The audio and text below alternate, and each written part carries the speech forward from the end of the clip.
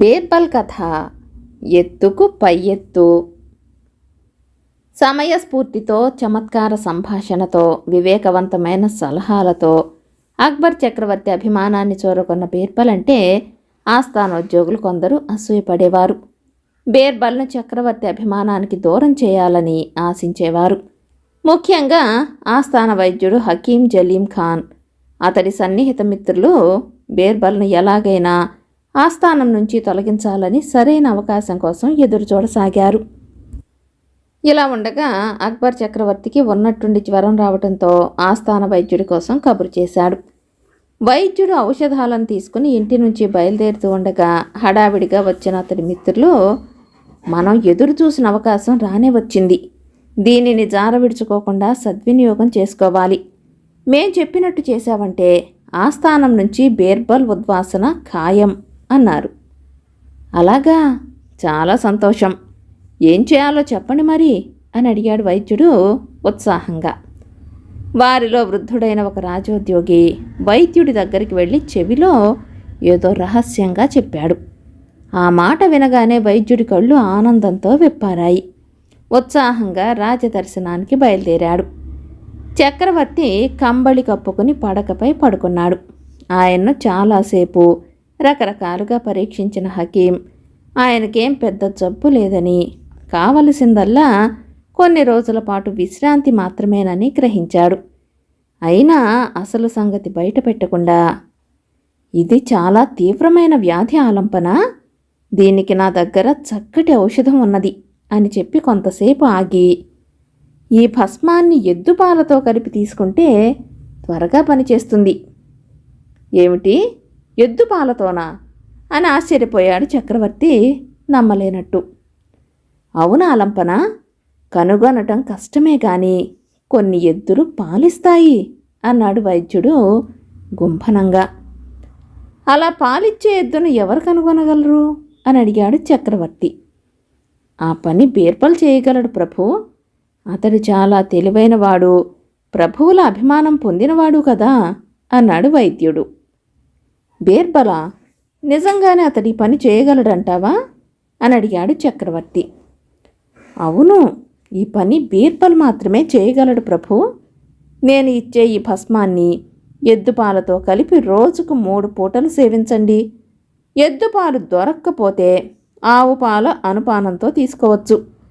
అయితే వ్యాధి నయం కావటానికి మరికొంత ఆలస్యమవుతుంది అని చెప్పి వైద్యుడు భస్మం సంచిని తీసి ఇచ్చి చక్రవర్తికి వంగి సలాం చేసి వెళ్ళిపోయాడు. చక్రవర్తి వెంటనే బీర్బల్ను పిలిపించాడు. బీర్బల్, ఆరోగ్యం ఎలా ఉంది ప్రభు అని పలకరిస్తూ వచ్చాడు. బాగాలేదు బీర్బల్, జ్వరం, ఒళ్ళంతా ఒక విధమైన పోట్లు. ఎద్దుపాల అనుపానంతో భస్మం తీసుకుంటే వ్యాధి త్వరగా నయమవుతుందని ఆస్థాన వైద్యుడు హకీం చెబుతున్నాడు అన్నాడు చక్రవర్తి. ఎద్దుపాల, వింతగా ఉందే, ఎద్దు పాలిస్తుందని ఎప్పుడూ వినలేదే అన్నాడు బీర్బల్. పాలిచ్చే ఎద్దులు అరుదుగా ఉంటాయని హకీం చెప్తున్నాడు. అయితే అవి ఉన్న చోటు తనకు తెలియదట. నువ్వు దాన్ని కనుగొని పాలు తేగలవని చెబుతున్నాడు అన్నాడు చక్రవర్తి. నేను ఎద్దు పాలు తేగలనని హకీం అనుకుంటున్నాడా అని అడిగాడు బీర్బల్. అవును బీర్బల్, నువ్వు నా కోసం ఆ పని చేసి పెట్టవు అన్నాడు చక్రవర్తి. హుజూర్, తమ కోసం నేనేమైనా చేయగలను. మీరు త్వరగా ఆరోగ్యవంతులు కావాలి. ఇప్పుడే ఆ పని మీద వెళ్తాను, సమయం వృధా చేయకూడదు కదా అంటూ నమస్కరించి బయలుదేరాడు. ఇంటికి వెళ్లే దారిలో బీర్బల్ తీవ్రంగా ఆలోచించి హకీం విసిరిన వల నుంచి బయటపడే పథకం సిద్ధం చేసుకున్నాడు. ఇంటికి వెళ్ళి కూతురును పిలిచి తన సమస్య చెప్పాడు. ఆ అమ్మాయి చాలా తెలివైనది, తెలివితేటలకు తగ్గ మాటకారితనం, ధైర్యం గల తండ్రికి తగ్గ కూతురు. ఎద్దుపాల గురించి ఎవరైనా విన్నారా అని ఆశ్చర్యపోయింది కూతురు. హకీం విన్నాడు, కానీ కనుగొనలేడు. ఆ పని నాకు అప్పగించారు అన్నాడు బీర్బల్ నింపాదిగా. హకీంకు నువ్వంటే గిట్టదా, ఆయన నీ శత్రువా అని అడిగింది కూతురు. బీర్బల్ అవునన్నట్టు తల పంకిస్తూ, నువ్వొక పని చేయాలి అన్నాడు. ఏమిటి అన్నట్టు చూసింది కూతురు ఉత్సాహంగా. బీర్బల్ ఏం చెయ్యాలో ఆమెకు చెవిలో చెప్పాడు. ఆనాటి అర్ధరాత్రి సమయంలో ఒక పెద్ద బట్టల మూట తీసుకుని నమ్మకస్తుడైన ఒక నౌకర్ను వెంటబెట్టుకుని బీర్బల్ కూతురు నది వద్దకు వెళ్ళింది. రాజభవనానికి సమీపంలో ఉన్న రేవు దగ్గర బండ మీద బట్టలు ఉతకడం ప్రారంభించింది. బట్టలను ఒక్కొక్కడిగా తీసి నీళ్లలో తడిపి బండపైన వేసి దభీ దభీమని కట్టెతో బాదుతూ నౌకరుతో బిగ్గరగా మాట్లాడసాగింది. నదీ తీరంలోని రాజభవనంలో చక్రవర్తి శయ్యాగృహం ఆ రేవుకు సమీపంలోనే ఉంది. ఆ ఇద్దరూ పుట్టించే శబ్దాలకు రాజుకు నిద్రాభంగమయ్యింది. చక్రవర్తి కోపంతో భటుణ్ణి పిలిచి, "ఈ అపరాత్రి వేళ ఏమిటా శబ్దాలు? వెళ్ళి చూడు, వెంటనే వాళ్ళని అక్కడి నుంచి తరుము" అని ఆజ్ఞాపించాడు. భటుడు హుటాహుటిగా వెళ్ళి బట్టలు ఉతుకుతున్న అమ్మాయిని చూసి, "ఎవరమ్మాయి, ఇదేనా బట్టలు ఉతికే సమయం? పగలంతా ఏం చేశావు?" అని అడిగాడు ఈటెను పైకెత్తి. "ఏం, నది పగల్లో మాత్రమే ప్రవహిస్తుందా?" అంటూ నవ్వుతూ ఆమె తల పైకెత్తి చూసింది. "అనవసరంగా నాతో వాదించకు, చిక్కుల్లో పడగలవు" అని హెచ్చరించాడు భటుడు. "చిక్కుల్లో పడటమా? బట్టలు ఉతికినందుకు చిక్కుల్లో ఎందుకు పడతాను? ధర్మప్రభువులైన షెహన్షా పాలన జరుగుతున్నది" అన్నది ఆ అమ్మాయి. "నువ్వు చేసే శబ్దం వల్ల చక్రవర్తి గారికి నిద్రాభంగమయ్యింది" అన్నాడు భటుడు గద్దిస్తున్నట్లు. "శబ్దం రాకుండా నువ్వు బట్టలు ఉతకగలవా?" అని అడిగిందా అమ్మాయి. "ఎవరు నువ్వు?" అని అడిగాడు భటుడు కోపంగా. "ఆడపిల్లను" అన్నదామె. "మొదట మీ తండ్రిని పిలిచి నీకు కాస్త బుద్ధి నేర్పమని చెప్పాలి. నువ్వు ఎవరి కూతురువో చెప్పు" అన్నాడు భటుడు.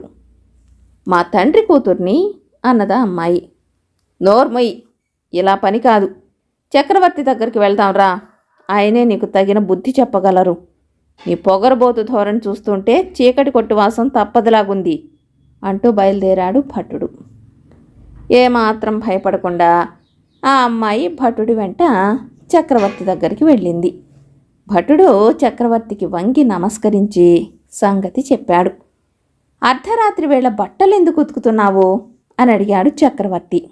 "ఈ సాయంకాలమే మా నాన్న అందమైన మగబిడ్డను ప్రసవించారు షెహన్షా" అని సమాధానమిచ్చింది ఆ అమ్మాయి. "ఏమిటా సంబద్ధ ప్రేలాపన?" అంటూ ఉరిమాడు చక్రవర్తి. "నాన్నకు కానుపు చూసి శిశువును శుభ్రం చేయటానికే పొద్దంతా సరిపోయింది" అన్న ఆమె మాటలకు అడ్డుపడి, "నాన్నకు కానుపు చూసావా? ఏమిటి నువ్వంటున్నది?" అని అడిగాడు చక్రవర్తి. "అవును షెహన్షా" అన్నదా అమ్మాయి అమాయకంగా. "మీ అమ్మ అని చెప్పటానికి బదులు పొరపాటున నాన్న ప్రసవించాడంటున్నావు, అంతే కదా?" అని అడిగాడు చక్రవర్తి. "లేదు ప్రభు, మా నాన్నే మగబిడ్డను ప్రసవించారు" అన్నదా అమ్మాయి చిన్నగా నవ్వుతూ. "నీకేమైనా పిచ్చి పట్టిందా?" అంటూ చక్రవర్తి పిడికిలి బిగించి పక్కనున్న బల్లను గట్టిగా గుద్దాడు పట్టరాని కోపంతో. "లేదు ప్రభు, నేను నిజమే చెబుతున్నాను, అక్షరాల నిజం" అన్నదా అమ్మాయి దృఢమైన కంఠస్వరంతో. "మగవాడు ప్రసవించాడని నమ్మమంటున్నావు? మనం ఏ వింత లోకంలో నివసిస్తున్నాం?" అంటూ ఉండగా చక్రవర్తి కనుబొమ్మలు ముడిపడ్డాయి. "ప్రభువులు క్షమించాలి. ఇదే లోకంలోనే కొన్ని వ్యాధులను ఎద్దుపాలు త్వరగా నయం చేస్తాయని విన్నాను. అది వింత కాదా?" అంటూ ఆ అమ్మాయి రాజుకేసి సూటిగా చూసింది.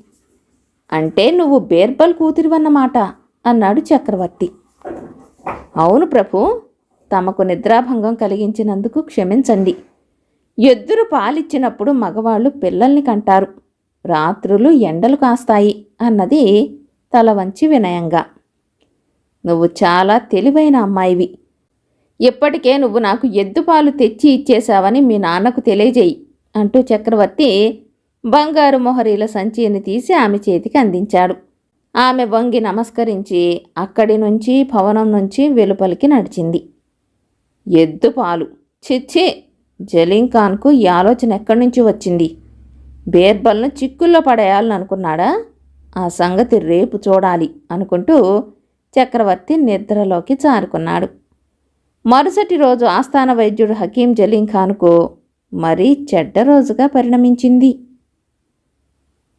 కథ కంచికి మనమింటికి.